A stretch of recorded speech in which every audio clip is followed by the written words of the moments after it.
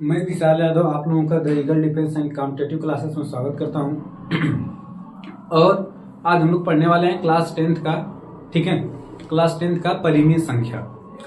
तो इसमें मैं आज आप लोगों को बताने वाला हूं, जैसा कि आप लोग हेडिंग में देख रहे होंगे, जो कि एग्जाम देने से पहले जो ये टॉपिक है इसको अगर पढ़ के जाएंगे तो यहाँ से कॉन्सेप्चुअल चीजें हैं, सारा मतलब मार्क्स यहीं से आने वाला है।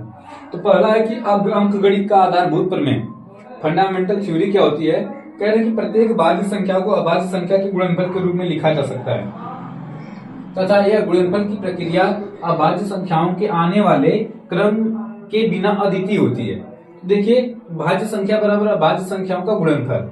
अगर मैं कहूं कि कोई एक संख्या है 12, क्या कहूं, एक संख्या 12 है, तो 12 को अभाज्य संख्या के रूप में लिखा जा सकता है अभाज्य संख्याओं का जो गुणनफल होगा। तो देखिए कैसे हम लोग निकालते हैं इसको। सबसे पहले जो अभाज्य संख्या छोटी है, अभाज्य संख्या 2, इसे हम लोग डिवाइड करेंगे तो 2 छक्के 12, फिर आएगा 2 2 तिहाई 6, फिर 3 एकम 3। तो इसमें हम इस 12 को हम ऐसे अभाज्य संख्याओं के गुणनफल के रूप में लिखेंगे। ठीक है, यह अद्वितीय है, यूनिक है। जब कभी भी कहीं पे भी लिखा होगा तो यही चीज आएंगी। 12 को जब भी अभाज्य संख्या के रूप में लिखेंगे तो यही चीज आएगी।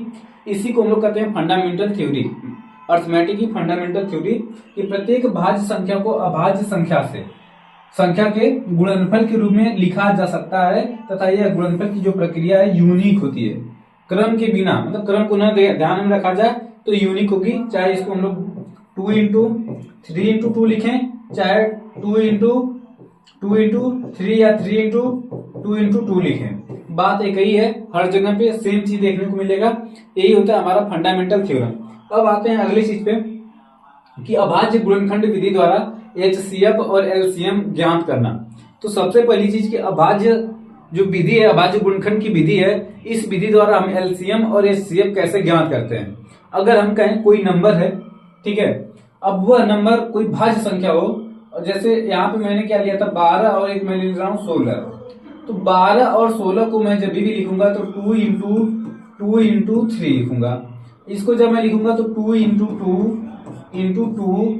2 या 16 हो गया। तो इसको सबसे पहले हम पावर में चेंज करते हैं। किसमें चेंज करते हैं? पावर में। तो 2 के पावर 2 इंटू 3 के पावर में 1, यहाँ पे 2 के पावर में 4 आ गया। तो जब भी एचसीएफ ज्ञात करना होता है तो एचसीएफ जो अभाज्य संख्याएं होती हैं, दोनों में अभाज्य संख्या जो होगी, अभाज्य संख्या की जो सबसे छोटी घात, अभाज्य संख्या जो दोनों में हो, जो दोनों में उभयनिष्ठ हो, उसकी सबसे छोटी घात जो होती है। तो यहाँ पे 2 की सबसे छोटी घात कितनी है? 2 दूना के 4। अब आ गया 4, हमारा क्या हो जाएगा? एचसीएफ हो जाएगा। ठीक है, 4 क्या हो जाएगा? एचसीएफ। मगर जब हमको एलसीएफ लेना होता है तो इन संख्याओं को जब हम अभाज्य संख्याओं के गुणन के रूप में लिखते हैं तो उनकी सबसे बड़ी घात लिखते हैं। अब देखिए यहाँ पे 3 है ही नहीं, तो क्या 3 की पावर 0 लिखा जा सकता है? 3 की पावर 0 का मान होता है 1, तो हम यहाँ पे 3 की पावर 0 लिख सकते हैं। 1 लिखेंगे उसको 3 की पावर 0 लिख सकते हैं। तो इस प्रकार से जब भी एलसीएम निकालेंगे तो यहाँ पे 2 की पावर कितना है? 4 है, यहाँ पे 2 की पावर 2 है। तो एलसीएम में जो अभाज्य संख्या होती है, दोनों का जो उभयनिष्ठ की छोटी घात होगी, की छोटी घात। अब यहाँ पे क्या करेंगे कि इसमें उभयनिष्ठ रहे चाहे नहीं रहे, सबसे अधिकतम घात लेते हैं। तो 2 की पावर कितनी होगी? 4 हो जाएगी। और यहाँ पे 3 है तो 3, 1 है, यहाँ पे 0, तो यहाँ पे 3 की जो बड़ी वाली घात होगी 1 होगी। इस प्रकार से 2 की पावर 16 का मान होता है 4 गुणते 3, 16 तिया 48। ठीक है, तो यहाँ पे एलसीएम कितना आ जाएगा? 48। और एक चीज मैं यहीं बता दूं, ठीक है। अब देखिएगा यहीं पे हम लोग सीखेंगे कि जो एलसीएम होता है, एलसीएम गुणते एचसीएफ, यहाँ पे होगा ये फर्स्ट नंबर जो होता है, फर्स्ट नंबर गुणते सेकेंड नंबर। तो फर्स्ट नंबर और सेकेंड नंबर का जब हम आपस में मल्टीप्लाई करते हैं तो हमारा एलसीएम गुणते एचसीएफ प्राप्त होगा। ठीक है, और फर्स्ट नंबर गुणते सेकेंड नंबर। इस सूत्र का भी हम लोग क्या करेंगे, आगे बहुत जगह प्रयोग होगा। पूरे इस वाले चैप्टर में यही सूत्र यूज होगा। चलते हैं अगले पॉइंट पे।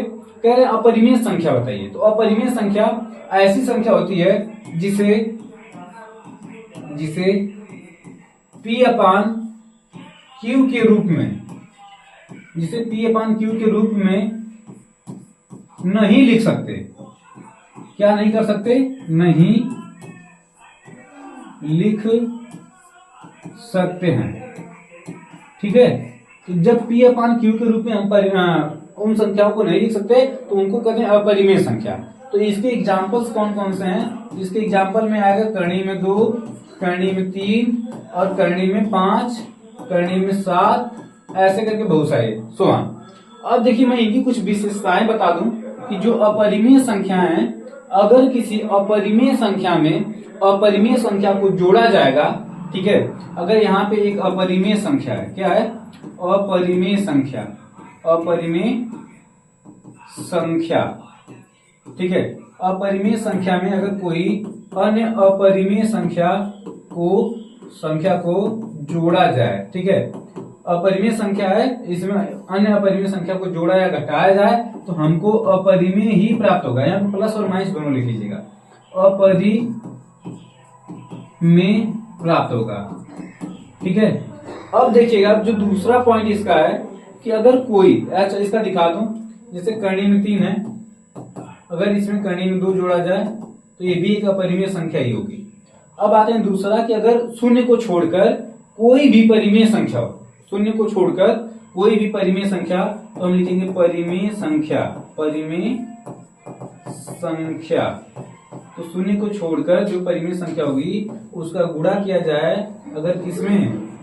अपरिमेय संख्या में। ठीक है, अपरिमेय संख्या में, तो हमको क्या प्राप्त होगा? अपरिमेय ही प्राप्त होगा। क्या प्राप्त होगा? अपरिमेय संख्या प्राप्त होगी। जैसे में अगर मैं कहूं कि 5 गुणते करणी में 2, तो 5 क्या है? परिमेय संख्या, इसको 5 बटा के लिख सकता हूं। और यहाँ पे क्या है? करणी में 2 अपरिमेय है, तो इन दोनों का गुणनफल करूंगा तो 5 करणी में 2 मिलेगा। ठीक है, तो मैं आशा करता हूं कि आपको ये चीज बहुत बढ़िया समझ में आई होगी। ठीक है, तो ऐसी क्लासेस के लिए हमारा चैनल लाइक और सब्सक्राइब कर दीजिए।